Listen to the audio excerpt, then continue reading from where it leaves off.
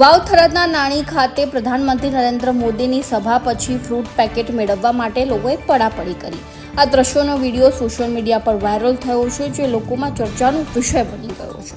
સ્થાનિકોના જણાવ્યા અનુસાર કેટલાક સ્થળોએ લાંબા સમય સુધી લાઇનમાં ઊભા રહેવું, ગરમી અને પાણીની વ્યવસ્થા ન હોવાને કારણે લોકો પરિસ્થિતિને સહન કરવામાં મુશ્કેલીઓ અનુભવી રહ્યા હતા, જેમાં ભીડભાડ અને હલનચલનના કારણે સુરક્ષા જોખમ પણ સર્જાયું એવું કેટલાક લોકોએ જણાવ્યું હતું. જેમાં વિડીયો સોશિયલ મીડિયા પર વાયરલ હોવા છતાં 24 ન્યૂઝ ગુજરાતે તે અંગે કોઈ પુષ્ટિ નથી કરી. સ્થાનિક કાર્યકર્તાઓ અને અધિકારીઓએ સ્થિતિ સુધારવાની કોશિશ કરી, પરંતુ મોટી સંખ્યામાં ઉપસ્થિત લોકો માટે વ્યવસ્થા પડકારરૂપ રહી છે.